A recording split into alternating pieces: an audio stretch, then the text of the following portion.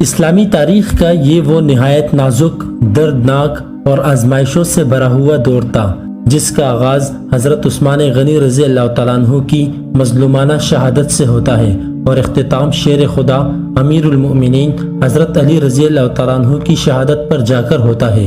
یہ وہ زمانہ تھا جس میں فتنوں نے سر اٹھایا، امت امتحان میں ڈالی گئی اور حق و باطل کی تمیز بعض اوقات مشکل بنا دی گئی۔ حضرت عثمان غنی رضی اللہ تعالیٰ عنہ کی شہادت کے بعد مدینہ منورہ میں ایک عجیب کیفیت تھی۔ قاتل مدینہ میں ہی موجود تھے، شہر پر بلوائیوں کا عملی قبضہ تھا اور اکابر صحابہ سخت اضطراب میں مبتلا تھے۔ ایسے نازک وقت میں امت کو ایک ایسے قائد کی ضرورت تھی جو علم، تقوی، شجاعت اور عدل کا پیکر ہو۔ تمام نگاہیں جس ذات پر جا کر ٹھہری وہ حضرت علی رضی اللہ تعالیٰ عنہ تھے۔ حضرت علی اپنی ذات میں بے مثال خصوصیات کے حامل تھے۔ آپ صلی اللہ علیہ وسلم کے چچا زاد، داماد، پہلے ایمان لانے والوں میں علم و فقہ کا سمندر، شجاعت میں بے نظیر، عدل میں سخت اور زہد و تقوی میں کامل تھے۔ لیکن اس کے باوجود آپ نے خلافت قبول کرنے میں تحمل فرمایا، اس لیے کہ آپ جانتے تھے کہ یہ منصب عزت نہیں بلکہ آزمائش ہے، خاص طور پر ایسے حالات میں جب قاتلان عثمان آزاد گھوم رہے ہیں۔ بالآخر اہل مدینہ، اکابر صحابہ اور عام مسلمانوں کے اصرار پر حضرت علی نے خلافت قبول فرمائی۔ یہ بیعت کسی سازش یا جبر کا نتیجہ نہ تھی بلکہ اضطراری حالات میں امت کی ضرورت تھی۔ مگر مسئلہ یہ تھا کہ وہی بلوائی، وہی باغ عناصر جو حضرت عثمان رضی اللہ تعالیٰ عنہ کے قاتل تھے، حالات کی خرابی کے باعث وقتی طور پر لشکر علی رضی اللہ تعالیٰ عنہ میں شامل ہو گئے، حالانکہ حضرت علی ان کے طرز عمل سے سخت نالاں تھے۔ ادھر حضرت معاویہ جو شام کے گورنر تھے اور حضرت عثمان کے قریبی عزیز بھی، ان کا مطالبہ بالکل واضح اور برحق تھا کہ پہلے قاتلان عثمان سے قصاص لیا جائے، پھر معاملات آگے بڑھیں۔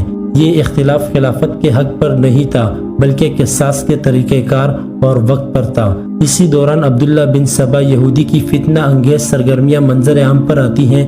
اس نے بظاہر اسلام قبول کیا مگر در حقیقت وہ مسلمانوں کے درمیان تفرقہ ڈالنے، صحابہ کو بدنام کرنے اور خلافت کو کمزور کرنے کے ایجنڈے پر کام کر رہا تھا۔ یہی سبائی فکر بعد میں بڑے فتنوں کی بنیاد بنی۔ قصاص عثمان کے مطالبے کے سلسلے میں ام المؤمنین حضرت عائشہ صدیقہ مکہ مکرمہ سے بصرہ کی طرف روانہ ہوئی۔ ان کے ساتھ جلیل القدر صحابہ بھی تھے۔ مقصد صرف اصلاح، صلح اور قاتلان عثمان کو بے نقاب کرنا تھا، نہ کہ خلافت کے خلاف بغاوت۔ لیکن فرقہ سبائیہ نے یہاں بھی شرارت کی، رات کے اندھیرے میں دونوں لشکروں پر حملہ کر دیا تاکہ جنگ بھڑک جائے۔ یوں جنگ جمل برپا ہوئی جو حضرت علی اور حضرت عائشہ کی خواہش کے خلاف تھی۔ جنگ کے بعد حضرت علی نے ام المؤمنین کو نہایت عزت و احترام کے ساتھ مدینہ روانہ کیا۔ اس کے بعد معاملہ شام کی طرف بڑھا اور جنگ صفین کا مرحلہ آیا۔ حضرت علی رضی اللہ تعالیٰ عنہ مسلسل صلح کی کوشش کرتے رہے۔ جنگ کے آخری 2 دن نہایت شدید تھے اور جب شام کی طرف سے قرآن نیزوں پر بلند کیے گئے تو ایک نیا فتنہ کھڑا ہو گیا۔ حضرت علی اس چال کو سمجھ چکے تھے مگر لشکر کے بعض سادہ لوح افراد کے دباؤ پر تحکیم کا معاملہ سامنے آیا۔ تحکیم کے بعد وہی لوگ جو صلح پر زور دے رہے تھے الٹا حضرت علی رضی اللہ تعالیٰ عنہ کے خلاف ہو گئے۔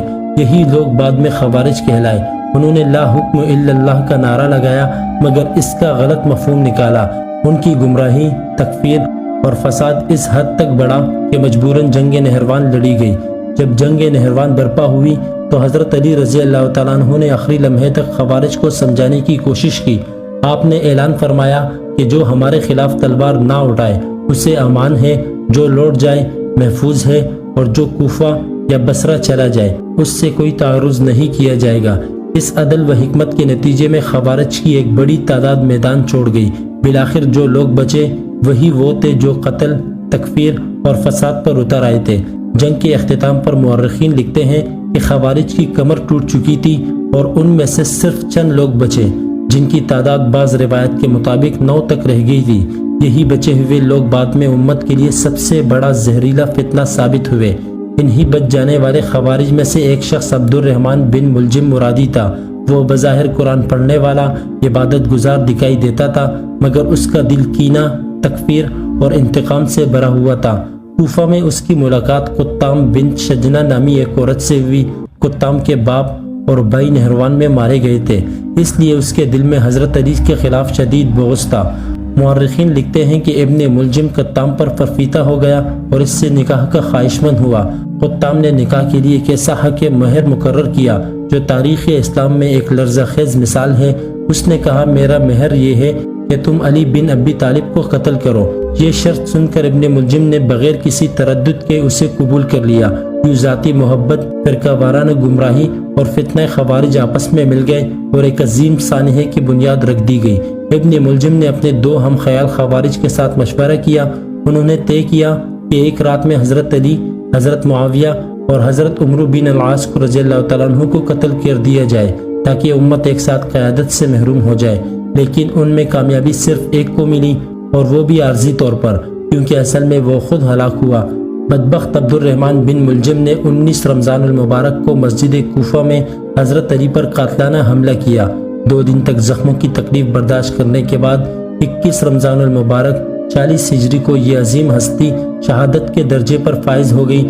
حضرت حسن بن علی رضی اللہ تعالیٰ عنہ نے جنازہ پڑھایا اور لاش کی بے حرمتی کے خوف سے نامعلوم مقام پر دفن کیا۔